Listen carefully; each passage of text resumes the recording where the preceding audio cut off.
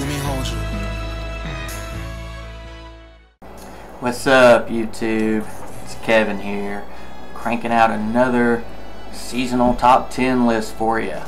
This time it's going to be summer 2012. And you know how I do it. I do 5 fragrances for daytime that I like to wear and 5 nighttime fragrances that I like to wear. And these are fragrances that I have been wearing this season. That's why I waited this late in the season to do one.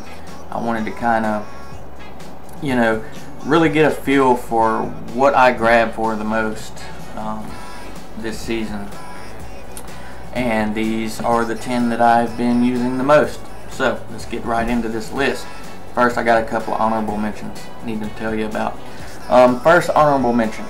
I've worn this a few times this season and really enjoy it a lot, and that is fragrance from Atelier, and it's called Grand Neroli. Now, up top I get like this orange and lemon peels wrapped around limbs and green leaves of an orange tree. It's very fresh, it's very natural smelling. I like it a lot. But I know I say natural, but at the same time it also reminds me of a Fanta orange soda. It's like creamy, you know, creamy like that. So yeah, it reminds me of an orange soda. But I really enjoy wearing that one, and I suggest if you're a Neroli fan that you definitely go try that out if you can. Atelier will send you samples if you just email them and ask them. Now, one more honorable mention is going to be 212 Man by Carolina Herrera. Now, this is a powerhouse summer fragrance. It's green and grassy. It's got some spice, a little bit of florals. It's got monstrous projection. There's not a time I haven't worn this where I didn't get a compliment, or at least somebody, you know, smelling it on me. So it's a very good projection monster for summertime, and pretty much any other season for that matter. But this summer here in the South has been pretty hot. It's kind of sweltering, and this to me is a little bit too powerful to wear in, you know, 90-something degree heat, close to 100-degree heat. So I haven't really got to wear that as much as I would have liked to. So that's why it's just an honorable mention this season. So those were my honorable mentions. So let's get right into my top 5 daytime fragrances. Now, starting off at number 5 is a Christian Dior fragrance that is kind of, you know, gaining in popularity more and more, and that's Aqua Fahrenheit. Now, I've enjoyed this one, you know, quite a bit this summer. I grabbed for this one way more than I do the original Fahrenheit. So, you know, you can call me blasphemous for saying that, but you know, I can't help it. I just really love that grapefruit mixed in with like the original Fahrenheit DNA. And yes, like some people do say, I do get this similarity to Dior Homme Sport with you know, kind of like that grapefruit ginger combo. Aqua Fahrenheit does have that quality, but to me it's not as dense as Dior Homme Sport, not as thick, I guess you could say. So that's why it makes this one a little more popular for you know, the sweltering heat of summer. But as far as like the Aqua label goes for Aqua Fahrenheit, it's not really like any other Aqua fragrance that you know, I've ever smelled, or that, you know, most would be used to. So that kind of might be mislabeled. But anyways, it's a great fragrance. If you haven't checked it out, then go do so. Number 4 is going to be Bleu de Chanel. You saw it in my spring video, now you're seeing it again in my summer video. And I don't understand why so much hate on this fragrance. It's just like I said in this top, you know, my top 10 spring video. The notes in this fragrance are just so well blended. You know, it's got grapefruit, incense, cedar. It's just a perfect everyday scent to me. You're going to be hard pressed, you know, to find anybody that doesn't like the way this fragrance smells. You're going to be hard pressed to find people that are going to give you negative compliments on it, because most people are going to find this pleasing to their nose. You know, you may call it plain or generic or boring, whatever, but I just think there's more to it than just being a plain, generic, boring fragrance. But you know, to each their own, I guess. But that was my number 4, Bleu de Chanel. Now, number 3, it's a Bulgari fragrance, and that is Bulgari's Aqua Fahrenheit Marine. Now, this is similar to the original Aqua Fahrenheit, but with this one, you get, you know, it's more of a more pronounced citrus. It's got grapefruit in it, and that, you know, aquatic seaweed smell that's in the original, that's very prominent in the original, is not so prominent in this one. It's not as harsh, I guess. It's the marine version is more symbolic of sitting on the beach, admiring the ocean and the waves, and whereas the original is like sitting on a fishing boat miles and miles away from the beach, reeling in a 300-pound marlin or something. It's more, you know, beach smelling than it is dark and deep ocean smelling like the original. So, and I do enjoy that one a little bit more than Bulgari Aqua, but I do enjoy both as well. That was number 3.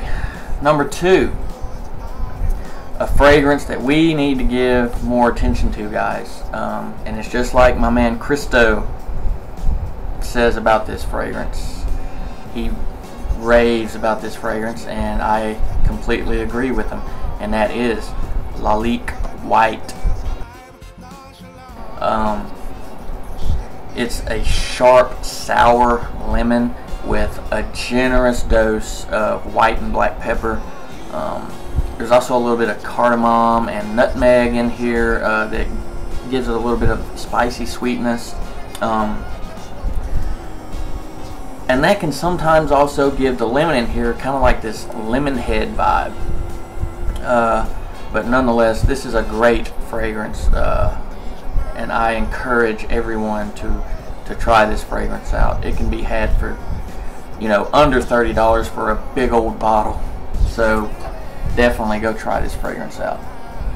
If you're not going to listen to me, then at least listen to Christo. He's been going on about this fragrance for a long time. So go check it out.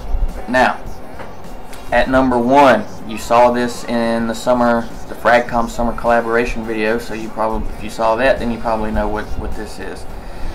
It's a Hermes fragrance from the Jardin line, and it is Sur les Nils. This is such a pleasant and non-offensive fragrance. The legend Jean-Claude Elena created this. It's very crisp. It's got noticeable notes of mango, grapefruit, and like breaking open the stalks of flowers. It's that natural smelling. It stays fairly linear, and it sits close to my skin after about an hour. But the opening is just like super crispy. Not like the chicken, but crispy. Green and crisp. So I don't know if you'd want this to be, you know, very heavy and out there loud, hitting people in the nose like that. So it's kind of good that it is kind of light after an hour of being on your skin. But definitely go try out Sur les Nils, as well as all the other Jardins. I mean, all of them are great fragrances. It's just I only have Sur les Nils in my collection right now, but I do love the other ones as well. So that was my top 5 daytime fragrances for summer. So let's get into the top 5 nighttime fragrances. And starting at number 5 for my nighttime summer fragrances is going to be a fragrance called Dirty by Guerrilla Perfumes that you can buy at the store called Lush.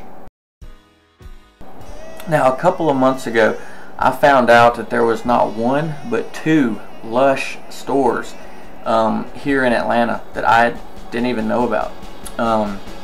But I went and checked it out, and as soon as I stepped in the store, I knew I loved it. I've never had so much fun buying soap and shower gels and deodorants and hair products before. It's just a great store. I love it. Everything is natural. Everything is organic and vegan and everything. I'm not a vegan, but you know, it's just neat that a lot of their stuff is. Everything's handmade. When you buy a product, there's a sticker on the back that shows a picture of the person that handmade that product for you, which I just think that's very personable and it's great. But Dirty is a great fragrance. I've got the shower gel, I've got the body spray, and I've got the perfume. I love minty fragrances, and this is a nose-tingling bomb of spearmint. You know that feeling you get when you're using your mouthwash and after you're done you kind of breathe in? You know that cold minty rush that you feel when you do that? Well, imagine that feeling as a smell. And this is exactly what I smell with Dirty. And it lasts for several hours, which is great. So I highly recommend that you go visit their store if you have access to one. So at number 4, it's another fragrance that you don't really hear about much, as if, you know, even at all, but pretty much everybody knows about it or has at least heard of it. And it's a fragrance from Cartier. And no, it's not Roadster. You won't find Roadster on the list this year, guys. Big surprise, huh? I haven't really worn it that much this year. But anyways, this is another fragrance by Cartier, and it's called Declaration. It's kind of a woody, floral, musky fragrance created by Jean-Claude Elena. And I've heard people, you know, say that this smells like body odor and sweat. I can understand why those people say that, but it's not really a quality of this fragrance that I find repulsive. It smells good to me. I detect a bitter orange and bergamot with vetiver and pepper, but it stays light and linear, just like, you know, all of Elena's creations. And I've enjoyed this one quite a bit this summer. It's not very long lasting, but you know, it's a summer citrusy fragrance, so you're not really gonna get lots of longevity with most of those types of fragrances. So, but there you have it, number 4, Cartier's Declaration. Coming in at number 3, another underground fragrance, I guess you could say. It's from the house of Yves Saint Laurent, and it's a fragrance that I just got that you saw in my last video, and it is Yves Saint Laurent's Pour Homme, the concentration version. And I know, yeah, I just got this a little over a week ago, but the few times that I've worn it so far, I've just fallen in love with this fragrance. So I felt that I had to include it in this list because I've worn it, you know, 4 or 5 times already in, you know, less than 2 weeks, and I just love it, and I know I'm going to be wearing it a lot more. It's this, you know, extreme blast of lemon, you know, with rosemary, a subtle hint of leather in the background. And once it gets into the dry down, I get like this petroleum vibe that you would, you know, that's reminiscent of Fahrenheit. So I find that, you know, to be a very good quality that mixes in with this fragrance. So if you're a fan of old school powerhouses, you know, citrus powerhouses from the 70s and 80s, then definitely go check this out. I don't think you'll be disappointed. I think you'll really like it a lot. So that was Yves Saint Laurent's Pour Homme, the concentration version. At number 2, not a lot of people have heard of this one either. Yeah, Allure Edition Blanche. Do I really have to explain this one to you? If you want to know what this one smells like, you want to know more about this one, just, you know, type it up in the search bar right now and spend about 8 hours watching reviews on it, and you'll get a good idea of what this fragrance is. It's popular like that for a good reason. But that was number 2, Allure Edition Blanche. Now, number 1. If you saw the summer collaboration video, then once again you'll know what this fragrance is. In my number 1 spot, it's a Bond number 9 fragrance, and it is Wall Street. I don't understand when people complain about this being fishy, or somebody even said one time a wet dog smell. Maybe I'm just one of the lucky ones that gets, you know, a positive reaction on my skin with it, because I don't get those qualities at all in this fragrance. I love it. Yes, it is in the aquatic category of fragrances, but to me it's just more dense than that. It gives off more than just an oceanic, salty air, beach vibe, you know. It's got cucumber, leather, lavender, a little bit of citrus, all that, you know, mixed together thickens this fragrance up. So it's more than just an aquatic fragrance to me, and that's why I find it perfect for nighttime wear if you still want to wear an aquatic fragrance but be more than just casual with it. So that was number 1, by number 9, Wall Street. So there you have it, my top 10 summer 2012 list. Hopefully some that you like as well, and if not, sorry. But anyways, hope you enjoyed it, guys. See you again next season with another list. Alright, bye.